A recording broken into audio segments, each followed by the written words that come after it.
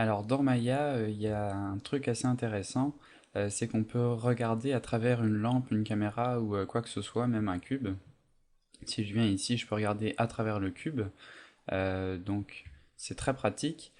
Sauf qu'à chaque fois, donc si je viens ici, il faut que je sélectionne ma lampe, que j'aille dans Panel, Look Through Selected, etc. Je peux regarder, après je dois revenir en vue de perspective, etc.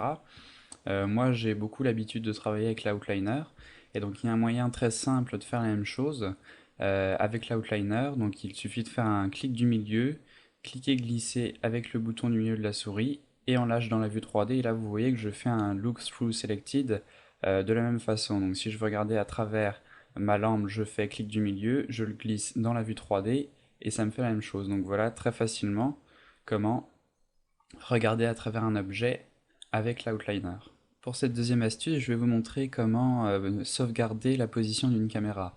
Donc imaginons que je sois ici, puis je trouve que cette vue est bien, et je veux la sauvegarder pour pouvoir toujours faire mes rendus à partir de cette vue.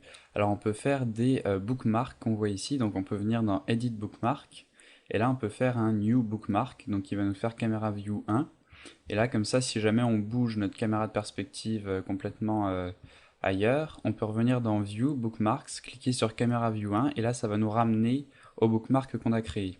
Alors, il y a des moyens plus simples d'y accéder plutôt que de venir à chaque fois ici. Donc, pour l'instant, je vais supprimer celui-là, Delete. Un moyen plus simple, c'est de tout simplement cliquer sur la petite icône ici, donc la troisième en partant de la gauche. On clique, ça nous crée un bookmark, et pour accéder à ce bookmark, on fait un clic droit et là on voit notre bookmark qui est ici, donc on a juste à cliquer dessus et ça va nous ramener à notre bookmark. Pour cette troisième astuce, je vais vous montrer comment changer les valeurs dans l'Attribute Editor sans avoir à entrer de valeurs numériques à chaque fois. Donc on va utiliser la touche CTRL et le clic gauche, donc en cliquant dans la case, vous voyez, avec la touche CTRL et le clic gauche enfoncé, je peux changer cette valeur. On peut aussi le faire avec le clic du milieu, donc ça va faire la même chose, sauf que ça va aller beaucoup plus vite. Vous voyez, avec le clic du milieu, ça augmente beaucoup plus rapidement qu'avec le clic gauche. Donc je peux faire ça partout, dans n'importe quelle case, j'ai pas besoin de sélectionner la case avant, je peux aller sur n'importe quelle case et bouger, voilà, avec la touche CTRL et le clic gauche, faire des scales, des rotations, etc.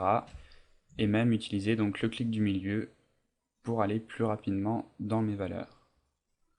Donc voilà pour cette astuce. Donc dans cette quatrième astuce, je vais vous montrer comment rapidement revenir à des options que vous aviez précédemment dans l'Attribute Editor. Donc imaginons que je vienne déjà sélectionner mon cube, ensuite je viens ici par exemple ajouter un dégradé, ensuite je peux venir ajouter un close, etc. Donc à chaque fois, je peux accéder aux fonctions de tous ces objets que j'ai ajoutés en cliquant dessus et ils vont apparaître dans l'attribut editor. Mais il y a un moyen plus simple d'accéder aux derniers objets sur lesquels on a cliqué dans l'attribut editor en allant dans Focus. Et là, dans Focus, vous allez avoir les 5 dernières options, les 5 derniers objets que vous avez activés dans l'attribut editor. Donc comme ça, si je veux sélectionner mon cube pour changer voilà sa taille, et qu'ensuite je veux revenir à mon dégradé, plutôt que d'aller dans l'attribut editor et de sélectionner mon dégradé, tout en restant dans la vue 3D, je peux aller dans Focus, et là j'ai mon ramp, donc le dégradé qui apparaît, j'ai juste à cliquer dessus, et il arrive là, dans mon attribut editor, donc je peux après venir prendre mon close, changer des valeurs, et revenir à mon cube si jamais j'en ai envie. Donc ça permet de revenir et de naviguer entre les dernières objets qu'on a utilisés pour l'attribut editor. Alors vous voyez ici, si je veux changer des attributs sur mon dégradé, je suis obligé de venir sélectionner mon cube, d'aller dans le dégradé et de changer. Sauf que là, du coup, on est obligé de sélectionner le cube et on a le wireframe qui apparaît par-dessus. Et donc c'est un peu gênant pour voir précisément ce qu'on fait. Donc le problème, c'est que si je désélectionne mon cube pour ne plus avoir le wireframe, on perd aussi le dégradé ici à droite.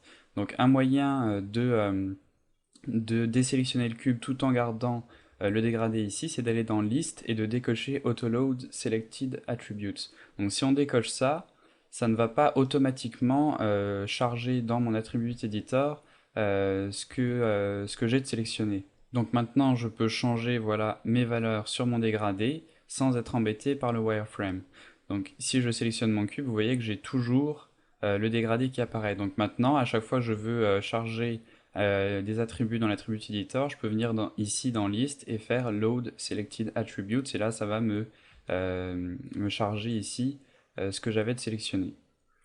Et donc si je recoche autoload, voilà, à chaque fois ça va changer en fonction de ce que j'ai sélectionné. Donc ces deux petites options dans le list de l'attribut editor.